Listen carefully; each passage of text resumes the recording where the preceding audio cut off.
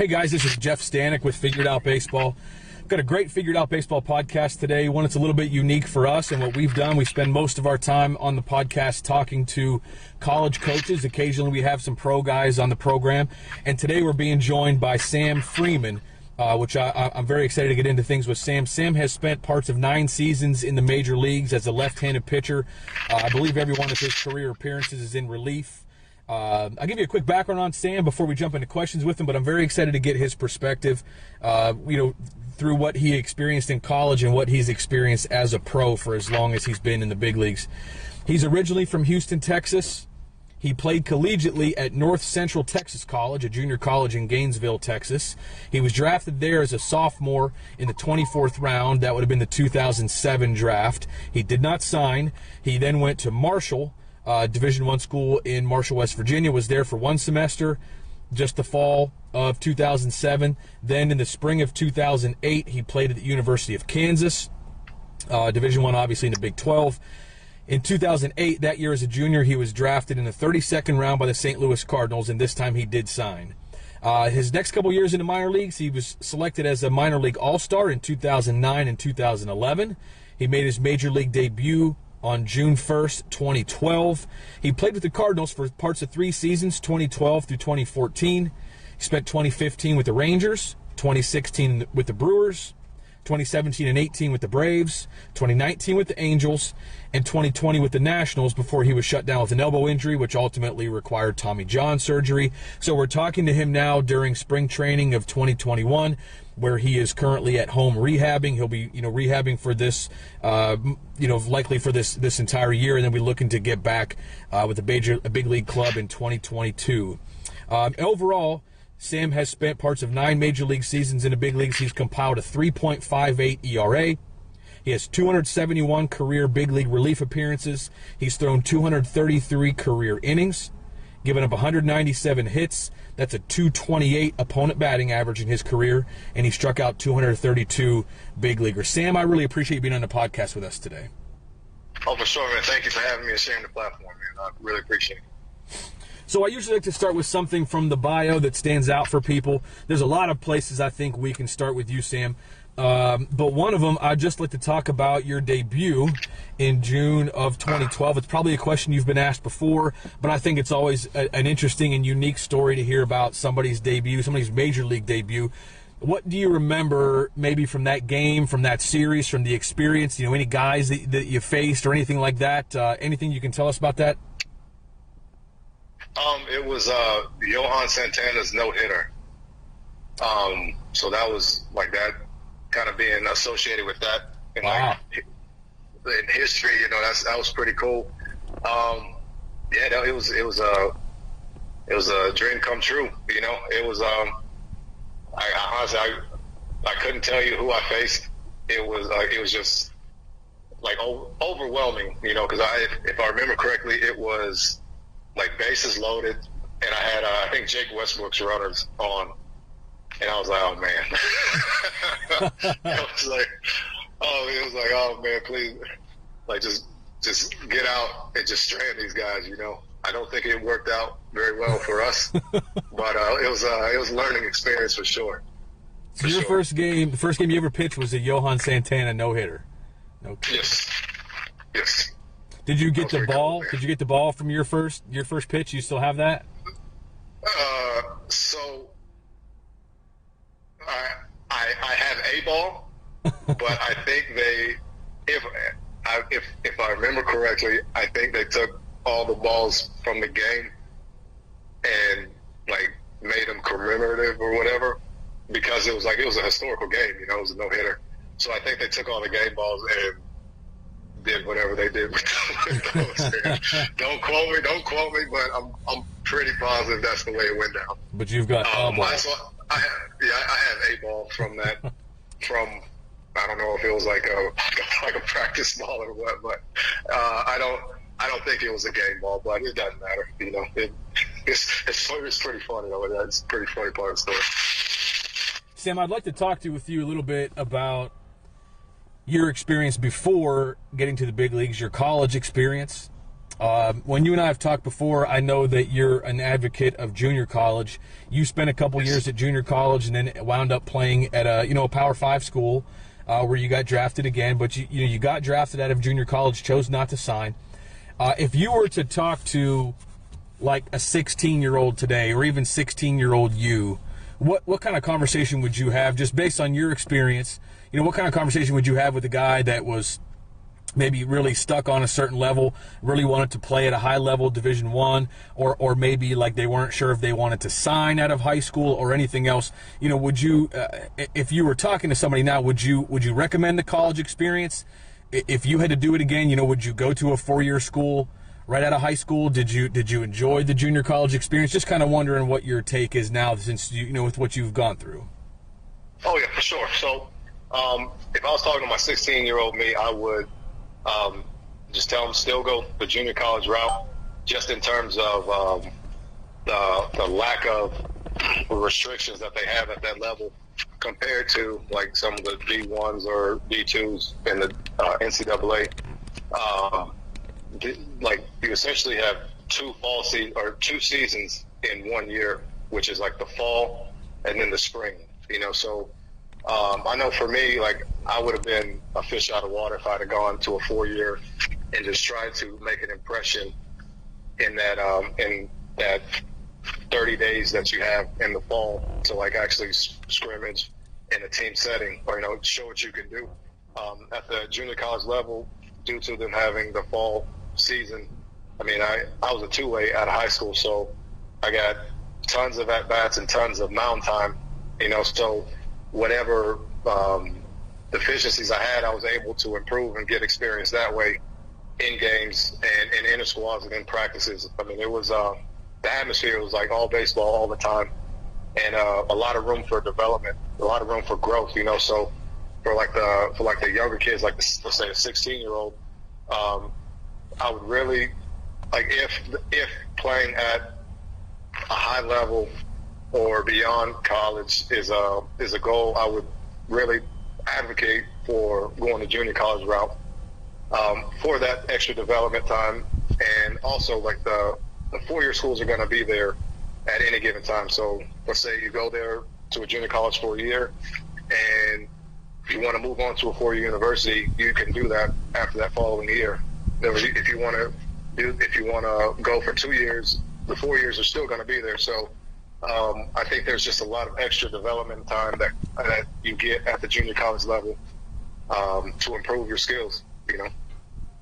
How was the coaching for you at junior college? Obviously, everyone's different, but did you get a lot of individual instruction? Did you feel like the coaching was pretty good, or was it more just the amount of time you got to compete against other schools that you don't get that at 4-year schools, because 4 years are only, and I don't know how COVID might change the rules, but 4 years are only, Division I's aren't allowed to play outside competition, maybe a couple games in the fall. But at a junior college, you can play outside competition. Like there's like 24 dates or 20 dates or something like that, where you can play like 20 doubleheaders against outside competition. For you and your experience, how was the coaching, or was that a big part of why you advocate for junior college, or was it just the amount of time you got to compete and show what you were capable of doing? Oh yeah, I mean, from my experience, it's like the developmental part of the game at the junior college level is like the coaches need the players to develop, you know what I mean, as opposed to like just hit the ground running, from my experience, so it was hands-on. Like if it wasn't for the coach I had in junior college, my career would be non-existent, like he allowed, like there was room that was allowed for failure, which is like leads to growth, in my opinion, that I don't feel you have the luxury of at the 4-year universities or the D1s, D2s in the NCAA, So along with the opportunities to play the games and the practices, like the individual time with the coaches due to the lack of restrictions was huge. And that was as a hitter and as a pitcher, like if it wasn't for the coach and the structure at the junior college that I went to, like my career would have been done long ago. Now, why do you say that you don't believe there's as much opportunity to fail, which again, your experience leads to a lot of growth. Why do you say there's not as much room for failure at the 4-year level as there is at junior college? Well, because it's like you have a smaller amount of time to make an impression, and so like if you don't show, I don't think you can make a significant impression in the 4-on-1s or the individuals at the 4-year level, so that leaves you 30 days in the fall and maybe a handful of games or a handful of weeks in the spring to show what you can do and potentially have an impact. And from my experience, like I got from talking to other teammates, from my experience at the 2 colleges that I went to, or 2 4-year colleges I went to, like if you don't show what you can do in that short amount of time, it's like you're going to be one of the guys that at the end of the year, if you look at the box score, you're going to have maybe 20 at-bats or a handful of innings and a handful of appearances. Because at the end of the day, it's like the coaches, like, hey, they're trying to win.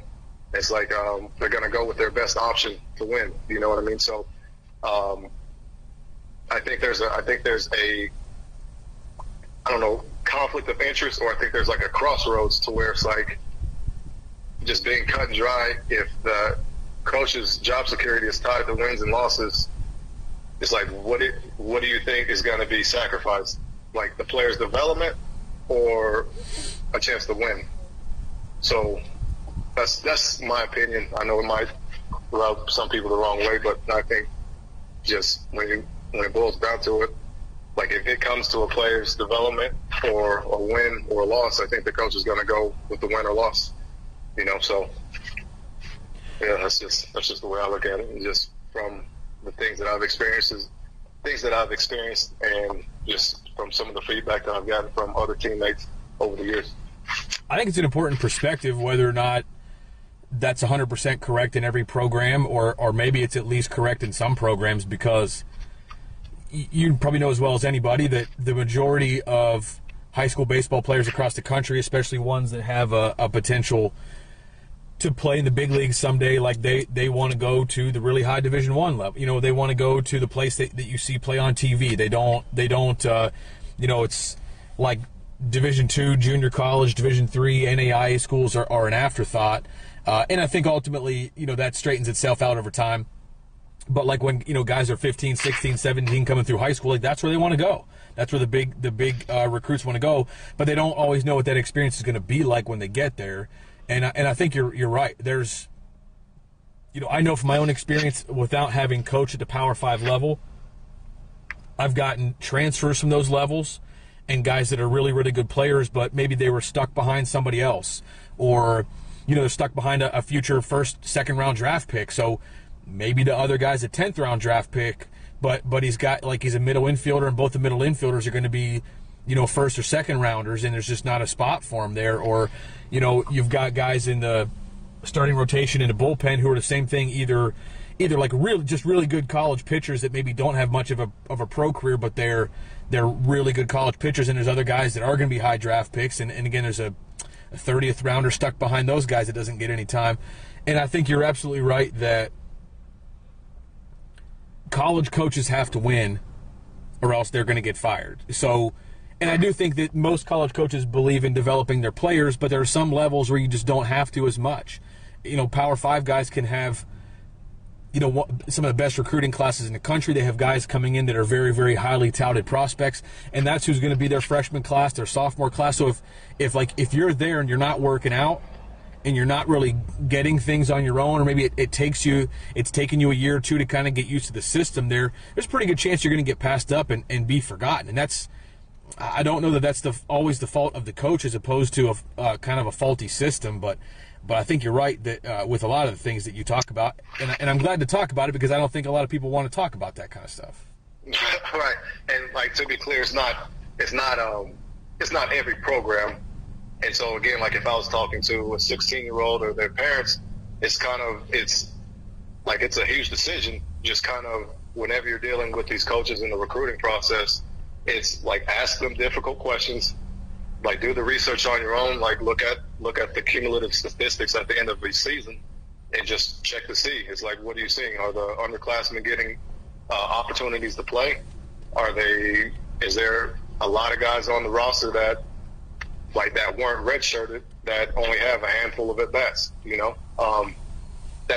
I say that to say it's like that doesn't mean you're not going to have to compete at some point, But at the same time, it's like if you're wanting an opportunity to play or play beyond the collegiate level, it's like be smart in your decision making. It's like I call that fluff. It's like, hey, the Power 5 conferences, like the guys you see on TV. It's like, yeah, you got nice facilities and you get like a lot of stuff, but it's like, what good is that stuff if you're not getting the opportunity to develop and to play? You know what I mean? It's isn't about I don't want to be misconstrued with this being everybody get opportunity to play.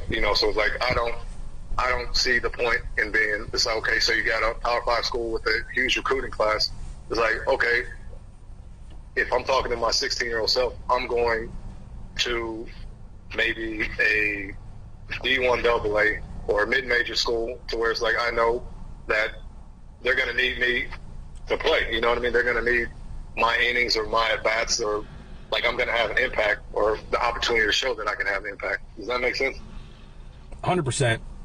100%, because even, to me, an average Power 5 school still has probably better depth than a lot of mid-majors that are top 25 type programs. I mean, I think that that's true all the time, and I think that you're right. There are more opportunities, and not that you don't want competition. Like you said, at some point you're going to have to compete, but I think it's a little easier to find the field at a junior college than a 4-year because you don't have as many guys that are established as like definitely the starter. Like almost every year there are jobs up for grabs, whereas at other programs it might not be that way. Now, Stan, with you, with your experiences with your friends, guys that you talk to, guys that are in the big leagues with you, guys you've been teammates with, does it seem like the majority of those guys played at the Power 5 level, Power 5 conferences, or is there, and maybe you don't know with some of the guys, but is there a good mix of levels? Like, do you have teammates that played at like D2, D3, NAIA, came straight out of a junior college, straight out of high school? Like, just from your experience, where have most of your teammates gone, if you know that? There's been a mix, but the majority have came out of 4 years, or D1s, I would say. There's been a mix of some junior college. There's been a mix of like straight out of high school, like D2s, D3s, and that's another thing is like if you can play, like if you can play, you can play. You know what I mean? Like there's dudes that like Matt Adams from St. Louis. I think he's out of Slippery Rock in Pennsylvania. Oh yeah, not far from me. Yeah, that's a D2, is it? Yeah. Isn't it? So, like, he came in and he took a lot of people's jobs that came out of D1, there. So, I say that to say it's like if you can play, like, you can play, man. Like, Paul Goldsmith, he went to Texas State. That's a mid-major. Like, in the state of Texas, I mean, I think they were in Southland Conference back whenever he got drafted, So, it's like, there's right down the street from UT, in the same state as TCU, Texas Tech, Baylor. And so it's like, he's Paul Goldschmidt now, you know what I mean? So it's like, if you can play, you can play. Just kind of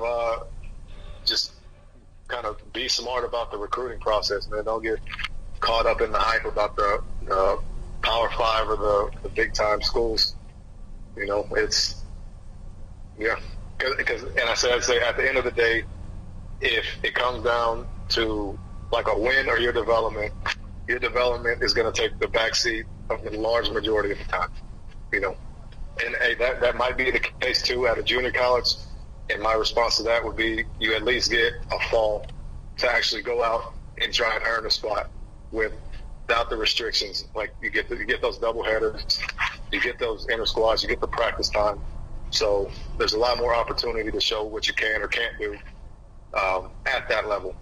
So, I mean, guys, I don't remember the pitching wise, but I know in the fall at the couple of junior colleges that I coached, there were quite a few guys getting over 100 at bats in the fall against against somebody, against somebody in a different uniform. That's just, it's different than an inter squad. It really is. You're right. There's a lot of opportunity. There are guys getting like 120 at bats in the fall at a junior college level, and I think it's huge for development, but it's huge. You just have a pretty decent sample size there to show what you're capable of doing. Right. Whereas like you get 30 days in the fall at these 4-year programs, like what can you really do? Like what can you really show? It's like you have a bad day, and then it's kind of like the impression. You don't have much time to make an impression,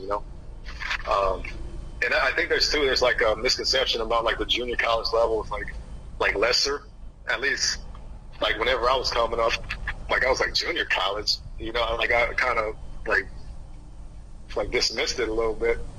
But then like whenever I got there, it was like, I mean, just out of the 2 years alone on the team that I was on, there was 4 big leaguers. And like in the conference, I think there was, like off the top of my head, 6. And that's just within the 2 years that I was there, or maybe 7.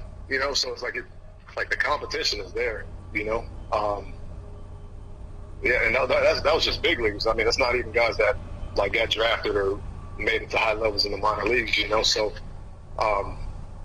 yeah, it's like good competition. It's not. I don't think it's anything to like dismiss or turn your nose at the idea of playing at the junior college level.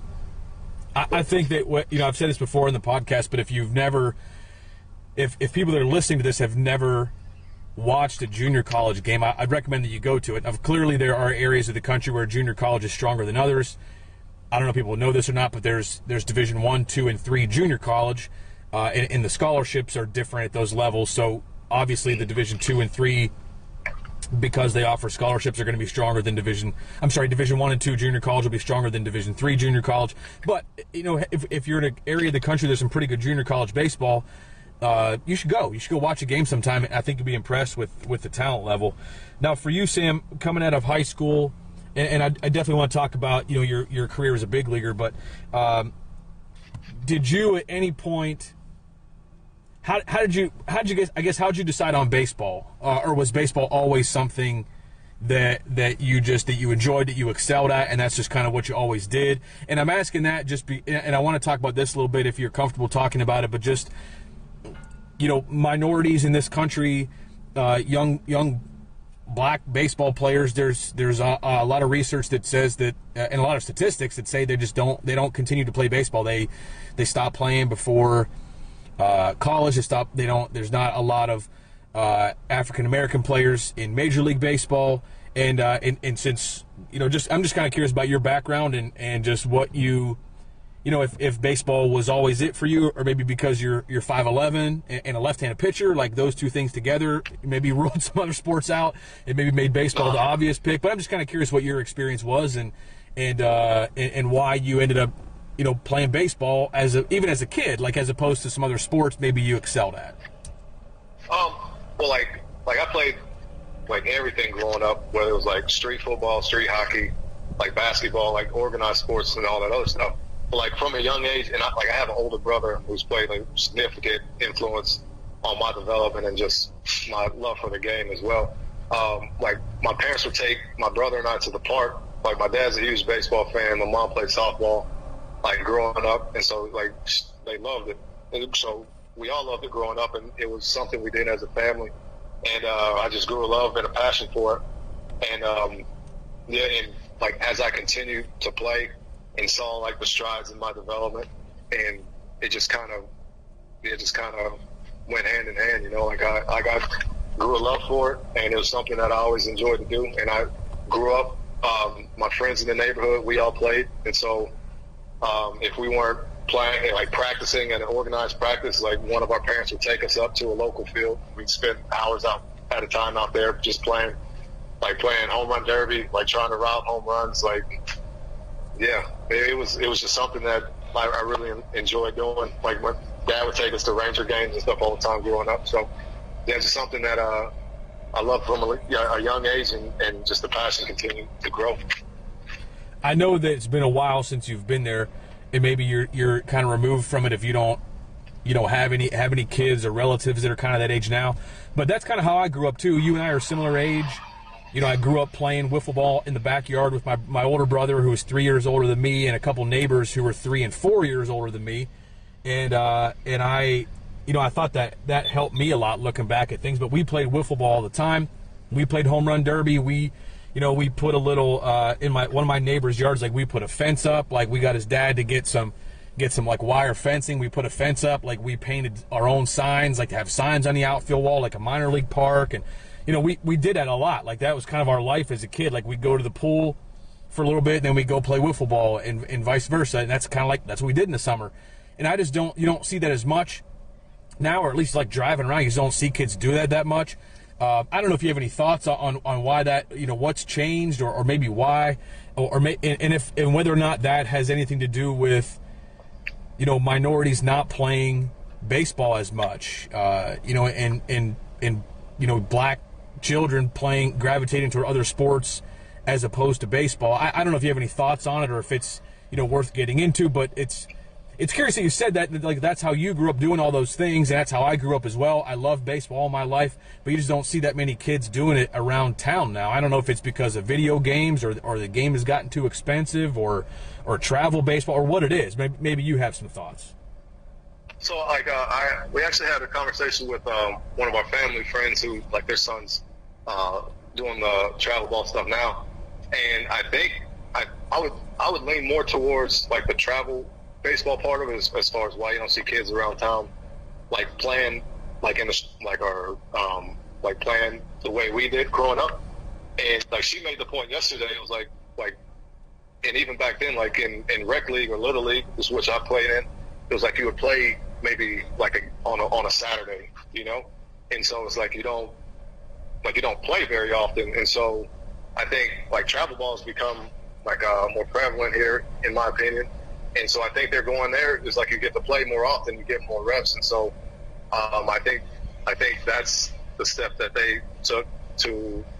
I think the games that they're playing on travel ball kind of make up for the playing in the street, or like the stuff that we were doing when we were growing up. Does that make sense? Like, at least that's my thought on it. Yeah, and you're probably right. And I think that's great for development. But I also just personally worry that it drives some people out of baseball who, like, I've looked at numbers of how much it costs to play travel ball, like how much families are spending. There was some statistic, like I can't remember who it was, if it was Rachel Folden or one of the women who's now coaching in minor league baseball, posted something sometime during the pandemic about how much families are spending, and it was something stupid, Sam, like 11 to 15-year-olds. The average family of an 11 to 15-year-old who's playing travel baseball, and I'm just, my numbers are probably not accurate, but something close to this. It was something like $24,000 a year. And I'm 24. I swear to you, and I'll have to look up the tweet and find it again, but it was just an asinine number. It was a number that, like, I'm looking at that thinking, like, oh, like, I'm not gonna be able to, my kid's not gonna be able to play travel ball. Like, who can afford that? And parents are probably fighting for, like, these kids are fighting for scholarships, or will be when they're older. But, like, if your scholarship's $24,000 a year, but you're playing travel ball for 6, 7, 8 years, like, you're not even going to make that money back. I don't know how people can afford it. Yeah, I didn't. Wow. So, like, we had this conversation last night, and I just did like a rough, like, $5,000, and let's say you're doing that from 12 to 18. Like, my math isn't very good, so 5 times, what is that, the 6? 12, 13, 14, 15, 16. Yeah, so it's like 35 G's by the time you get there. Is that correct? Yeah, it's a crazy amount of money. Yeah, I'm allergic to math, so I struggle with that a little bit. But so by the time you think about it, it's like just the way that scholarships are set up in baseball. Let's say, like, you get 11.7. Let's say if you go the D1 route or you go the 4-year route, it's like you're not making that up, So it's kind of counterproductive if that's like the goal, Now some families, like, I think that they just like that. They just like to pack the kids up on the weekends, travel around, cross state, cross country, and then that's like their family vacation stuff, you know. So, I mean, I don't know. I don't know, man. I know it's expensive, and obviously kids don't have to play at that, they don't have to play travel ball, but a lot of families do, and it's expensive. I don't know how families do it. At what point of your career, then your playing career, like at what point did you think you actually had a chance to play in the big leagues and make a career out of this? Because it's one thing to be in high school and getting some offers, things like that, so then you get into junior college and to even be drafted. But I'm sure at points of the minor leagues, you have ups and downs. Obviously, you had a nice minor league career. You ascended pretty quickly. But at what point did you actually feel like, Sam, that you had a chance to be a big leaguer? Oh, wow. It really hit home for me in junior college, my freshman year after my first start in the spring. So, like I'm a pitcher now, but I hated it in high school. My first year in college, freshman year, like first spring, like I hated it. Like I wanted to be a switch hitter because I naturally hit right-handed. I wanted to be a switch hitter and play center field. Like that was my passion. I loved it. But I always had a good arm. And my pitching coach, the guy that I was referencing earlier, Mark Allen, like he always he was like, man, like pitching is where it's at. Pitching is where it's at. And I didn't buy off into it. And like I started the home opener that spring, and I topped out at 93, and I got a letter from a Giant scout, and it was for pitching. And it was something that I hated. I only worked on it just because I was drafted or I was recruited as a two-way player.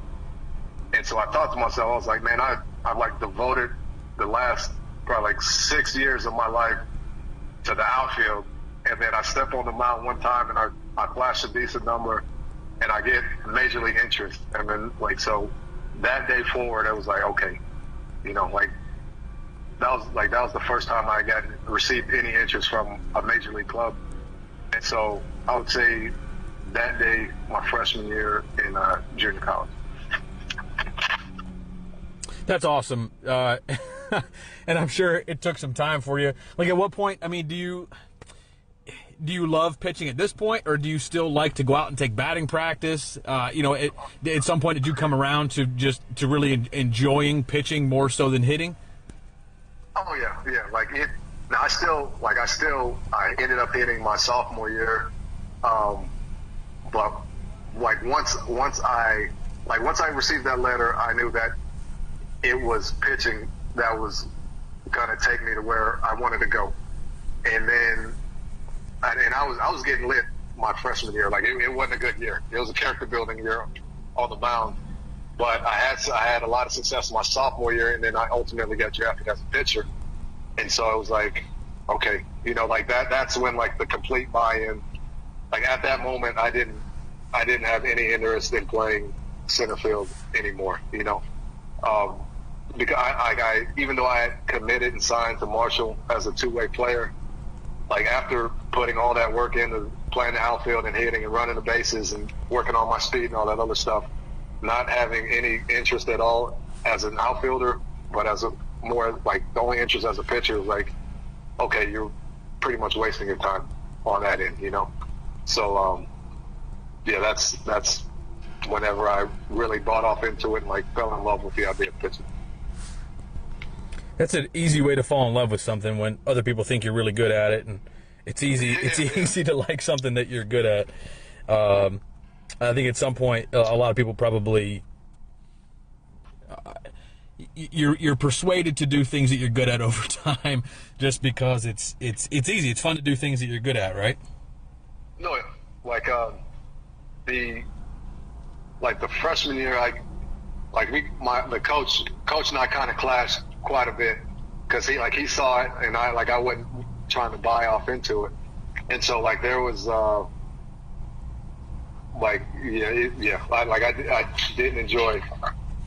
didn't enjoy pitching that very much at all that time during my freshman year. So once you started going through minor league baseball, or even in your big league career, when things weren't going well for you, Sam, I'd like to talk a little bit about this for a bit. When things weren't going well, which I'm sure you had some rough times, whether it was a rough outing, whether it was a rough month, whether it was this is your second Tommy John right now, right? Yes, sir.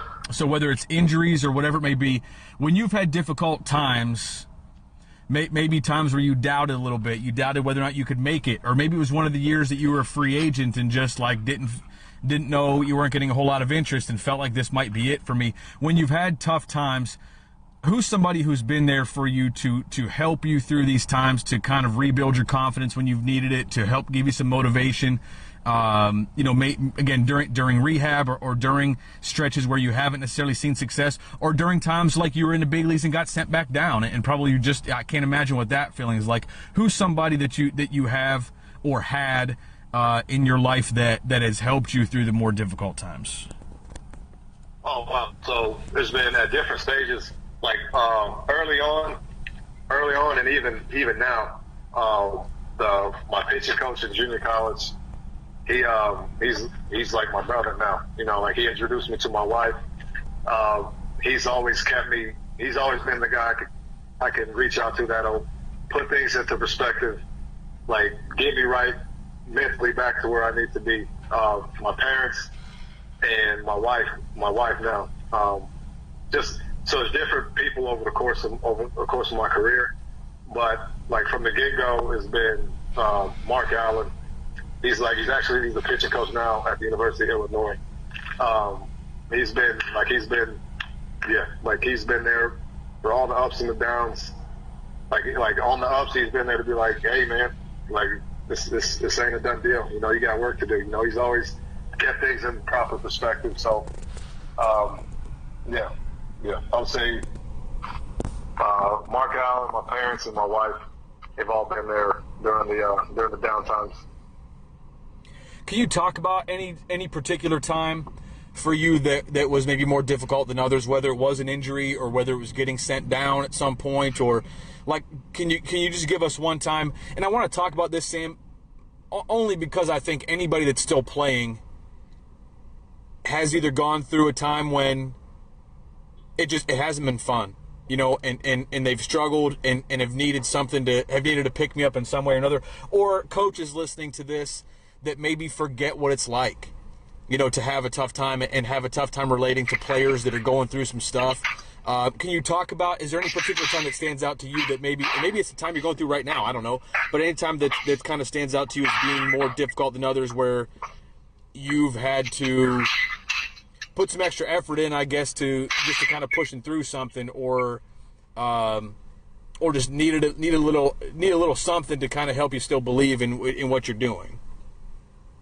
Oh man, like back to 2011, it was. Now there's been plenty of those times. I've been knocked around plenty of times. But just like when you asked that, the first story that came to my mind was 2011. It was my first year back from TJ, and I was eligible to be put on the 40-man roster the following year. And I started off strong, and the month of July came, and I couldn't buy it out. I was getting knocked around the park, getting hit all over the place, and I'm like, man, what's going on, man? Started kind of feeling sorry for myself a little bit, and then I remember talking to Coach Allen, and like he's a different dude. He's not the type that'll allow you to feel sorry for yourself. And I remember telling him, I was like, man, I'm like trying to get on the 40-man roster, and I was just putting extra pressure on myself. And then he goes, well, the way you've been pitching, would you put yourself on the 40-man roster? I was like, damn.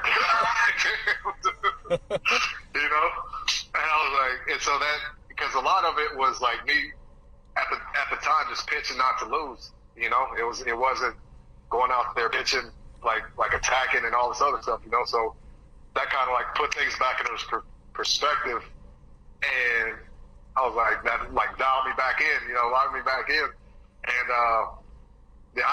does that kind of fit what you were asking? I got on like,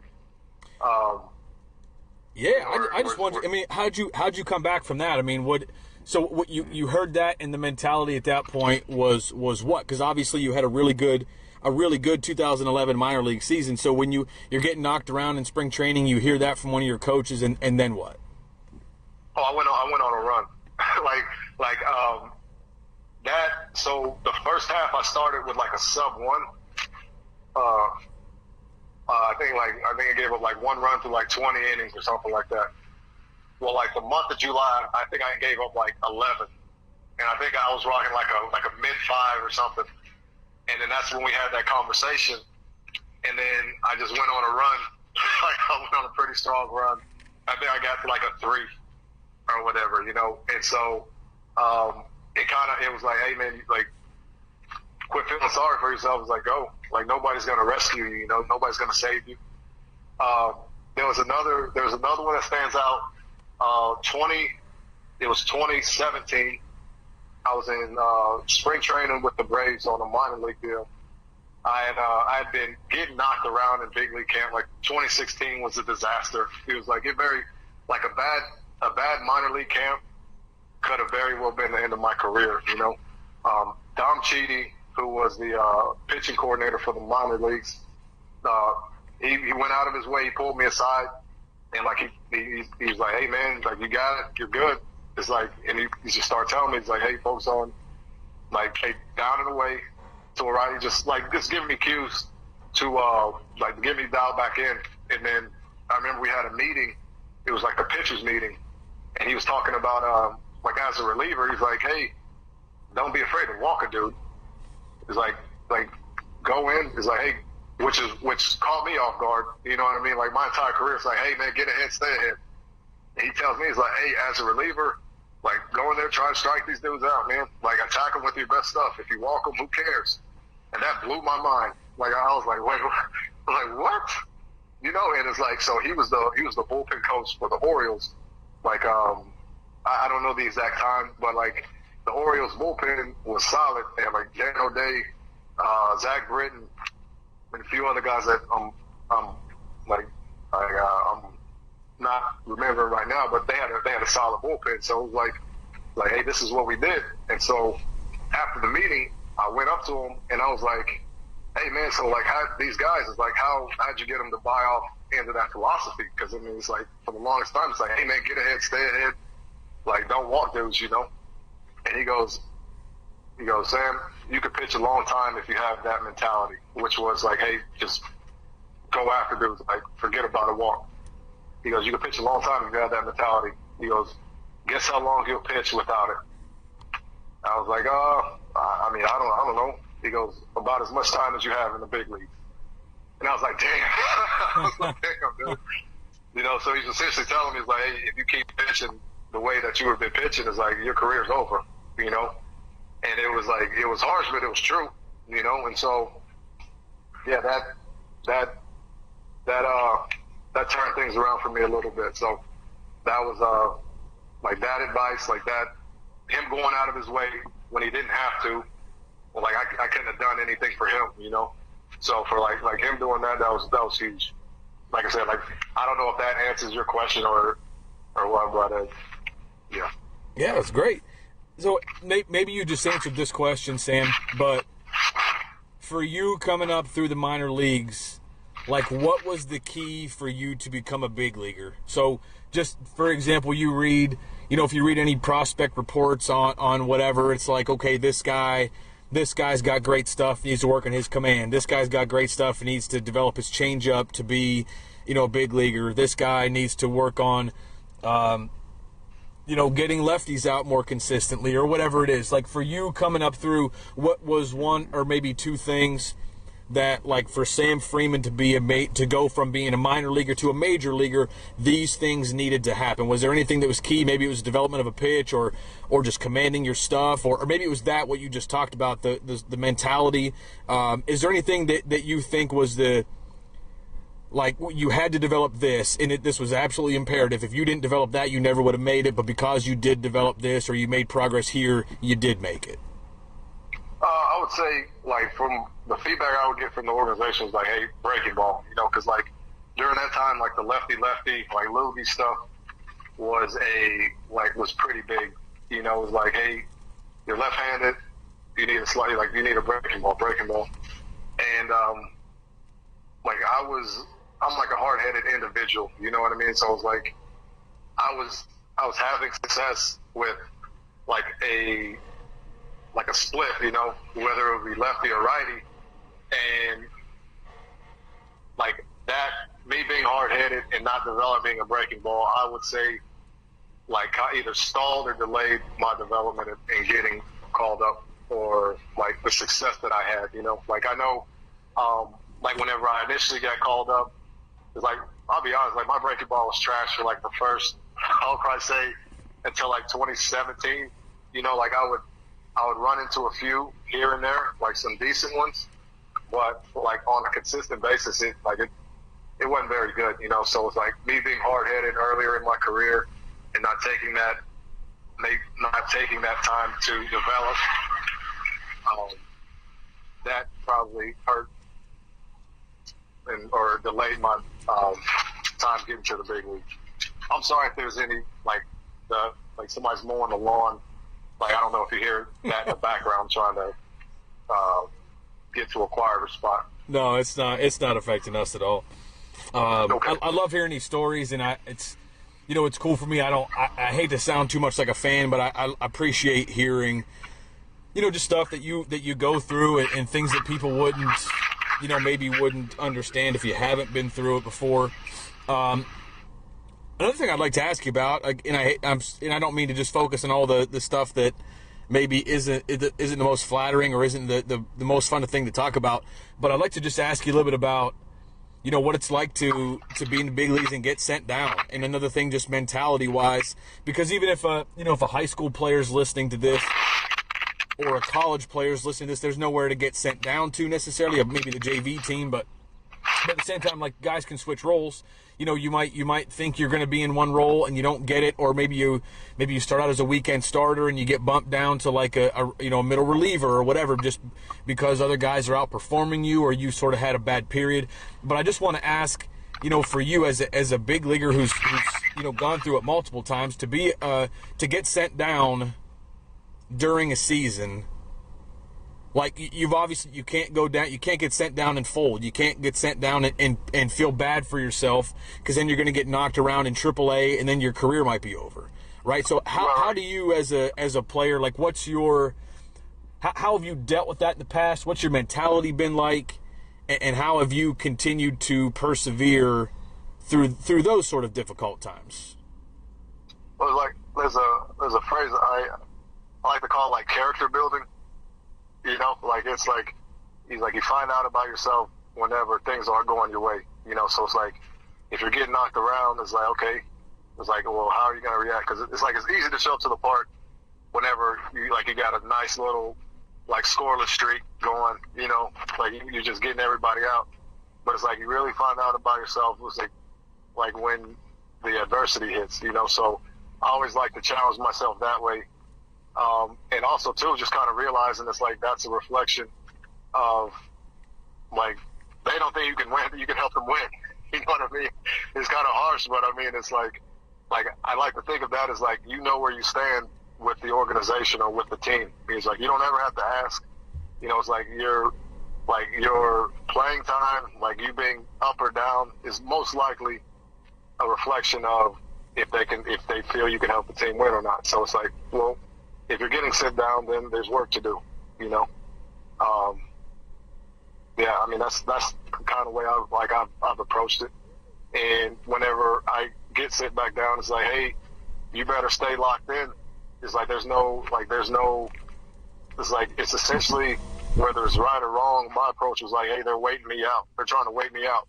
You know what I mean? It's like, you go down there and you continue to perform the way you performed up there, you're definitely not going back now, So, like, if you apply this to a guy that gets knocked out from a weekend starter to a midweek starter, like, well, in that midweek start, get it back on track, or you might go from a midweek starter to not starting at all, which is what happened at Kansas when I was at Kansas. So it's yeah, I have experience in that regard, I guess, so you can speak.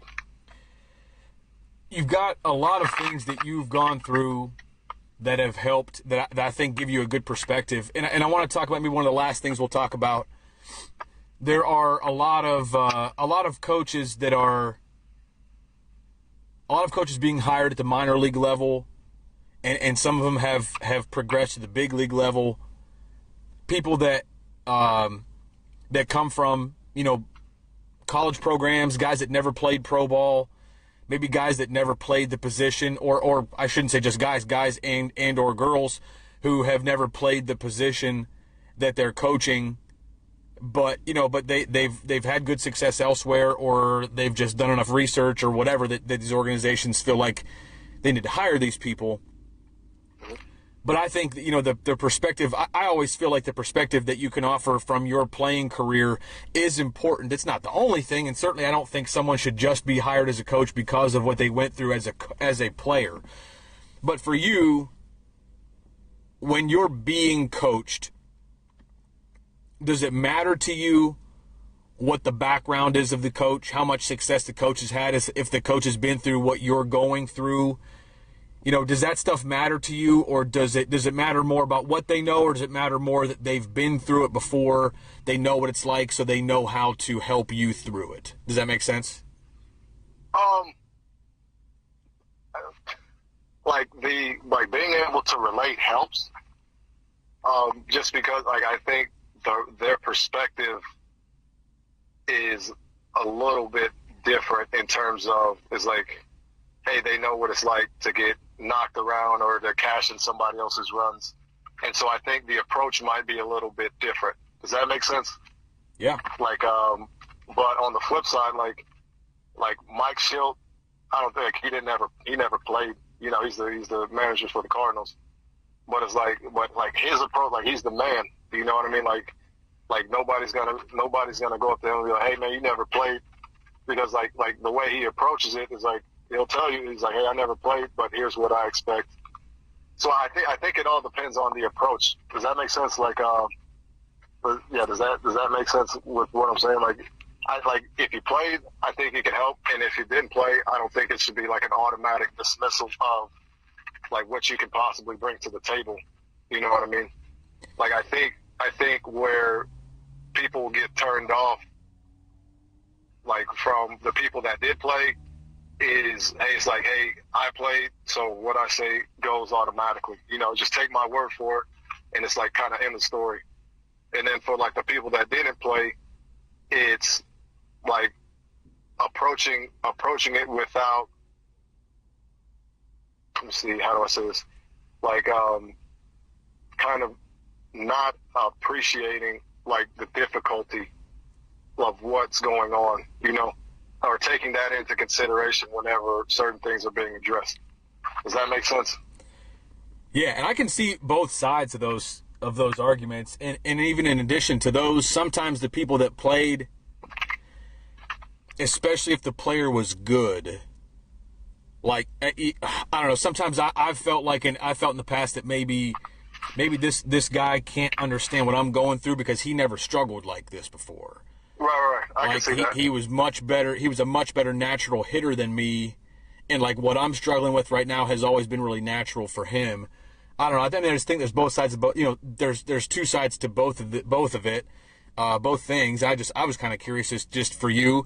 Again, a guy that's been in the big leagues for quite a while, and whether or not that means much to you. Like, I don't know who all your pitching coaches have been, but I was just kind of curious if it mattered to you, like whether this guy fizzled out in single A or whether he got to the big leagues or whether he never played past college or whatever. I just I don't know, kind of curious again. From you're in a much different place than I am, and I just kind of wondered what your perspective was and if it matters to you. With your big league, with who the pitching coach is and who the bullpen coach is, and what their experience has been like as far as how they can relate and how their message comes across to you. Yeah, no, like one of the best coaches I've ever had. He played at you stop playing at the collegiate level. You know, like he didn't play in the big leagues or in pro ball, but it's like I feel more confident or comfortable asking him about pitching than some of the other coaches that I've had that have gone on and played in the big leagues or in higher levels. You know, so it's like I don't think it. For me specifically, I don't think it matters. You know, I think it just is like how you relate to the player, and how you get your message across. You know, I think being able to relate is helpful. You know, just because you have some perspective of what the player or pitcher is going through. But I mean, that doesn't mean that people that didn't play or play at a high level can't be helpful as well. So, yeah, that's my thoughts on it. Now, Sam, I hope you have a good, long big league career in front of you. But have you thought at all about what you might do when you're done playing? Do you think that coaching or managing or anything like that, it might be in the future for you at some point, or have you not given it much thought, or maybe there's a different route that you have in mind? Oh no, man, I'm focusing on playing, man. Like I started at the end of 2019. I thought the writing was on the wall, man, and I started hey, man, my career's about to be over. I started I re-enrolled in school and all that other stuff, and it to me it felt like I was giving up on myself, you know, selling myself short. And so from that moment on, I finished that course and I'm like, man, I'm letting it ride, dude. Just gonna keep going whenever, because as soon as you start dipping that toe in other waters, you're almost leaving yourself room to exit, you know, or opening up the door to leave, you know. So it's I don't want to do that, man. It's this is what I've always wanted to do, and so I'm gonna give it my best and focus on this and try and let it go as long as it can, man. I love that perspective, and I think it's important. I think even as a player, it's important to keep that perspective. Even if you're a senior in college, you know you're not getting drafted. You've got to stay focused where you are, or else you're not going to do as much as you can where you are. And you're right. I mean, in your position, especially if you start thinking about what your other options are, maybe you'll find yourself out sooner than you want to. Sam, I've got a handful of questions I want to ask just to kind of wrap this up. These are quick answer, short answer type questions, but just some stuff I think might be cool to ask somebody that's been through, been through what you've been through, done the things that you've done. So if you're cool with that, I have a handful of things I want to ask you here to kind of wrap things up. Sure. All right, maybe the first one, hopefully, is the fun question for you. Who's the biggest name guy to hit a home run off of you? Ooh. Biggest name guy, I would say Paul Goldschmidt. That's a good name. I would say. Yeah. How about on the flip side of things, the biggest name maybe of a guy that you've struck out, that you recall, that you maybe specifically remember that at bat?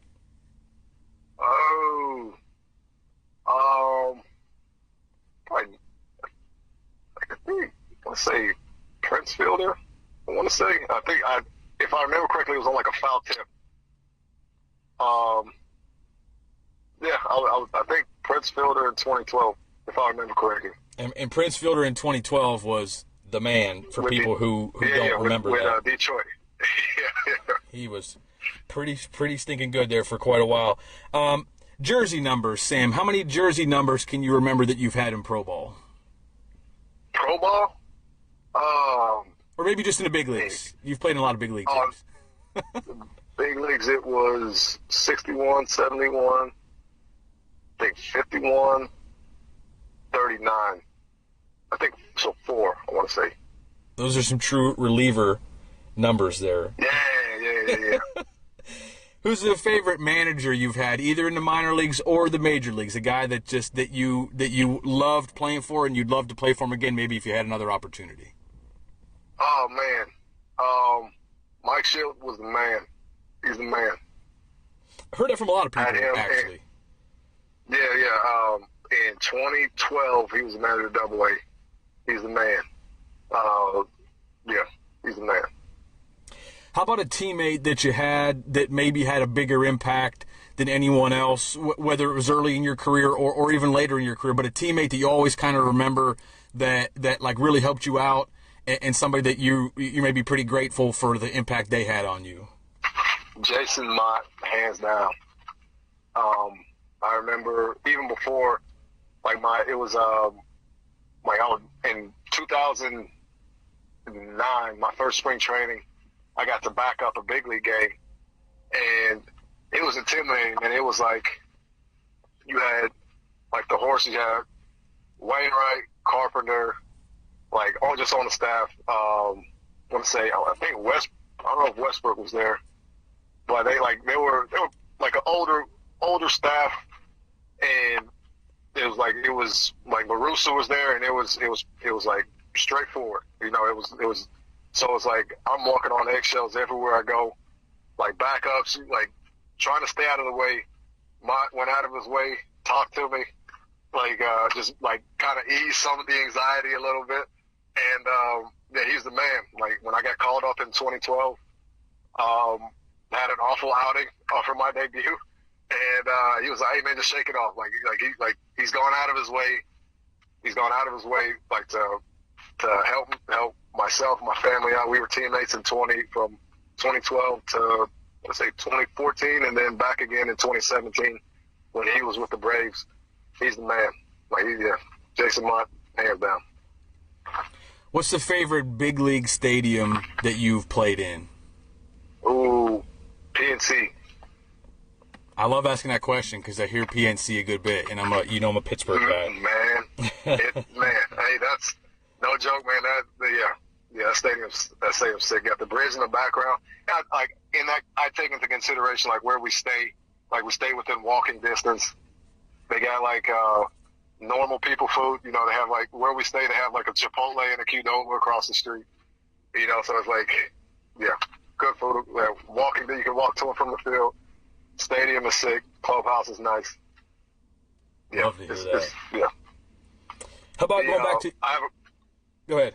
Go ahead. So quick story. I think it was 2013. It was the NLDS. I think it was the Pirates, their first year back in the postseason, and we were I was with St. Louis, and like we were taking BP or stretching before the gates opened, and it was probably it was so loud, it was like roaring. And then whenever we were announcing the starting lineup, man, it was crazy how loud that stadium was, man. That was sick. That was the loudest stadium I'd ever been in. Crazy. Man, it's a shame not to digress, but to be a Pirate fan. I think that the fans here are so great. I think they're really great fans here, and you just, baseball, Major League Baseball players don't get to experience that much because the Pirates suck so much. But a couple of years when they went to the playoffs, I went to one of those games. I went to the wild card game against the Cubs. I guess it would have been 2015. But even then, the stadium was the most electric atmosphere I'd ever been in my life. It was amazing. And I wish that the Pirates could make some sort of a push to be in a playoff team on a regular basis so that people could see how good our fans are. I think they're really good. Man, that was amazing. That atmosphere was crazy. Crazy. How about your favorite uniform that you've worn? Like just the best colors, the best whatever, like home away jersey, alternate jersey, like favorite uniform that you've worn. I would say the Brewers, the pinstripe with the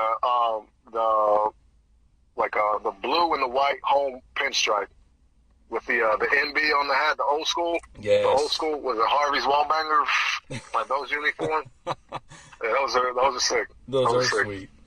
Last one.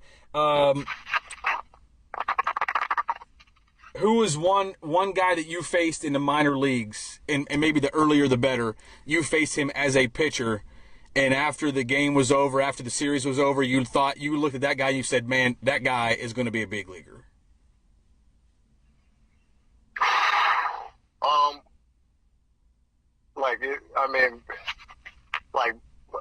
Off the top of my head is like Mike Trout, which I think everybody thought so. But in my defense, like what stood out to me was how fast he was. it was crazy. Like it looked like he was running on the cuts of the grass. Like that's how fast he was running. I know that's kind of like a cheap answer or a boring answer or whatever, but like the thing that stood, like out of all his other tools, it looked like on balls in the gap, it looked like he would go first to third on the cuts of the grass. Like that's how. Like I'll try to think of some other ones. That's okay. That's okay if he's your answer. I mean, he's a guy that I think probably a lot of minor league pitchers faced him and thought that guy's going to the big leagues and he's going to be there for a long time. Well, yeah, man. But it's kind of cheap, you know, because it's like at least in hindsight, you know. Let's see. I mean, Stanton. You know, like I'm kind of aging myself, whatever it's called, but showing my age. What was Stanton like in the minor leagues? Just huge. I don't know if you've been down to Roger Dean Stadium or Jupiter for spring training, but I have. I mean, he was putting balls like on the building. Just like crazy. Crazy. Acuna in 2018, he was in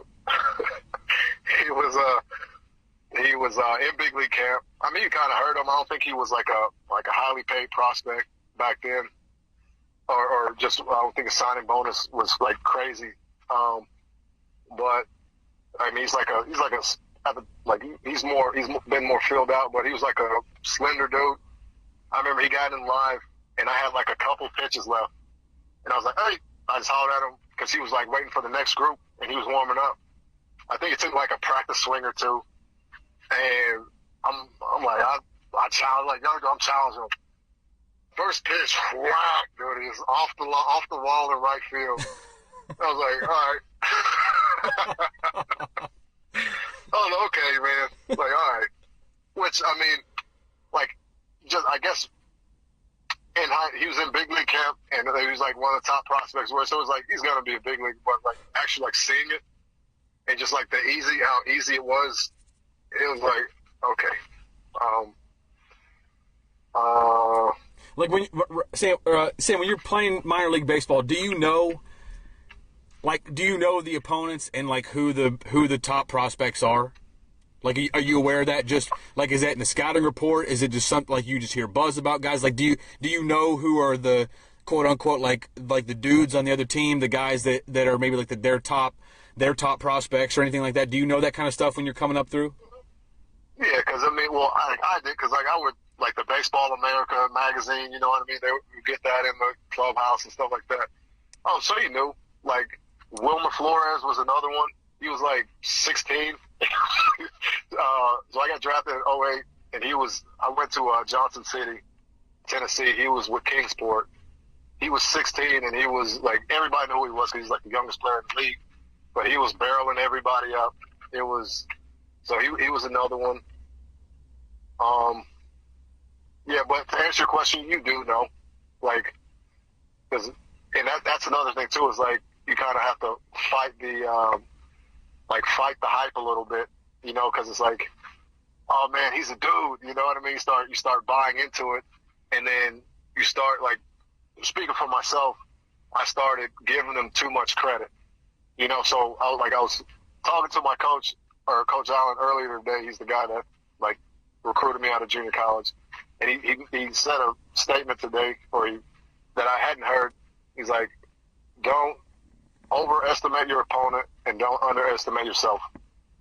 And so that resonated with me, because I mean, I've like fallen into that trap numerous times throughout my career. And so, like, to answer your question, yes, you do know about like the top prospects coming up. And now with like the social media and everything, like, I don't think you can avoid it now.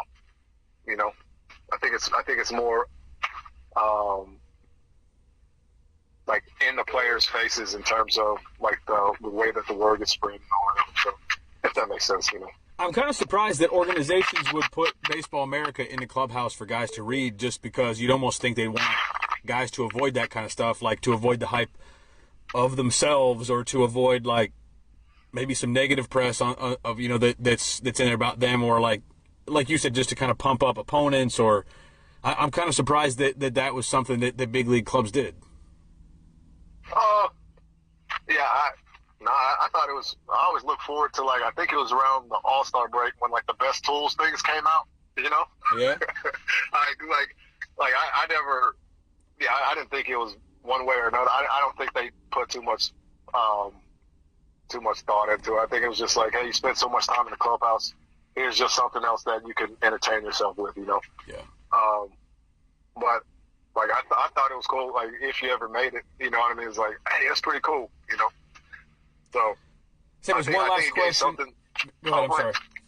Oh no, you good. Go ahead. There's one last question I want to ask you. I know I've said I was going to wrap this up about 20 minutes ago, but it's just been an interesting conversation for me. I want to ask you about something that just is sort of out of left field here, but just something I just thought of for no real good reason. When Moneyball came out, when everything with the A's were doing came out, and it was a book and it was a movie. One of the things that was kind of said at that time was that there's no such thing as guys that can play under pressure and they can't. Like, it was all about numbers. Like, if the numbers match up, if this guy's numbers are good, then he can play. If the numbers aren't good, he can't. And they took out, like, they stopped paying attention to things like they kind of said, like, your numbers with runners in scoring position was just luck. It didn't mean anything. There was no such thing as a clutch hitter. There's no such thing as a big leaguer that can or cannot perform under pressure, because I guess the thought was that at some point, if you can't perform under pressure, you never would have made it to the big leagues in the first place. So things like that have kind of been pushed to the side. Like, the immeasurable type of things have, even like in high school and college ball, when you get Rapsodo and TrackMan involved, and like you start looking at all the metrics, like that kind of stuff gets pushed aside, and like the immeasurable type things, like a guy's guts and his grit and his just how bad guys want to win, his competitiveness, those things just sort of have become, I think, less and less important in some circles, certainly not all circles. So my last question for you is just that with your big league experience, do you believe that those things still exist? Do you believe that those things are things that separate guys? Are those things that keep guys in the big leagues for a long time? Like, do you think even among guys that have been in the big leagues for a long time, are there still guys that are better under pressure than other guys? Are there guys that, like, when it's winning time, like you just know that these guys are going to perform at their best, and other guys are going to perform like below what they might if it was a not as big of a pressure situation? Or is every situation in the big leagues pressure packed that's all you ever get, whether you are a sixth inning guy or a ninth inning guy? Does that make sense, that question? Yeah, and I definitely think that there's pressure just 1,000%, man. Like, yes, and I think they know that now, because it's like don't they have a stat called leverage situations, right? Probably. So I'm not sure. Right? Yeah, no, that's a thing. So it's like, yeah, I definitely think, yes, there's high pressure situations, and I think some excel at it more so than others. Like 1,000%, yes. Like, if you were scouting, or maybe just say you were scouting big leaguers, like for maybe you were. They have the scouts that, like, will scout other teams before you go play them, other teams to get a recent report on them. Or maybe there are guys that scout other teams, like, for trades and whatnot. Like, is that something that, if you were scouting, is that something you would pay attention to? Is that something that you would take note of? Or again, is it so much that, like, every situation is so pressure packed, that's not really something that you'd pay a whole lot of attention to? Oh no, I think it's something you pay attention to, and I think, like, the coaches and the staff, they know. Like, the coaches, from my experience, like, everybody knows. That's something you pay attention to. And, like, there's been times in my career. I'm sorry. No, go ahead, Sam. There's been times in my career where it's like the bullpen gate opens, and it's like, you feel like the collective eye roll from the people, oh, yeah, Freeze go. And then there's been other times where, like, the gates open, it's like, okay, like, we're good, So, yeah, I like people pay attention to it. I would pay attention to it. Like, definitely. Like I mean. In my only experiences as a college coach and scouting for college, and now I'm an associate major league scout, but I'm not the one making the calls of who's getting drafted and who's not. But I believe those things are very real. I just wanted to see your perspective because, again, that was sort of the Moneyball focus on sabermetrics was kind of like dismissive of that sort of stuff. Like, you don't necessarily need to see guys in person as much. If their numbers say they're good, and it's not something I ever fully believed in. That's another thing I just wanted to get your perspective because of what you've been through. Well, yeah, no, there's a statistical category that they use to evaluate like pitchers or relievers, and that's like the leverage situations. Like, I don't know how they quantify or consider what's leverage and what's not, but it's like there's a category to where it's like, hey, like if you're pitching in certain leverage situations compared to when you're not, like especially going through arbitration, it's like they'll like if you have a decent season, but you weren't in like high leverage situations, is like that gets brought up. So it's like I say that to say it's like that's a thing, like what they consider like high leverage, like they view that as like they put a higher priority on like the high leverage than the non-high leverage situation. So like that leads me to believe it's like that exists, right? And I'm glad people still think it does, because I think that anybody who's ever played, even if you're a really good player at your level, just say you're in high school and you're dominating high school baseball, there's still a big difference between a really important at bat with the season on the line or a postseason game. There's a different level of pressure, of adrenaline than there is in kind of a. I mean, every game's important, but like in the third inning of a game that's maybe not against one of the best opponents, and it's a 1-0 game, and nothing real crazy is going on. It's a different level. So anyway, just something I thought I'd bring up. This is Sam Freeman, everybody. He's played parts of 9 major league seasons, parts of 9 seasons in the big leagues with several different teams. Sam, this has been really enjoyable. I know we probably went over time today, but just a lot of stuff to talk about. I've really enjoyed the conversation, and I know you're a busy guy rehabbing and finding your way back to a big league club in 2022. But I certainly appreciate the time you spent with us here today. Oh, for sure, man. Thank you for sharing your platform. I enjoyed the conversation, and thank you again.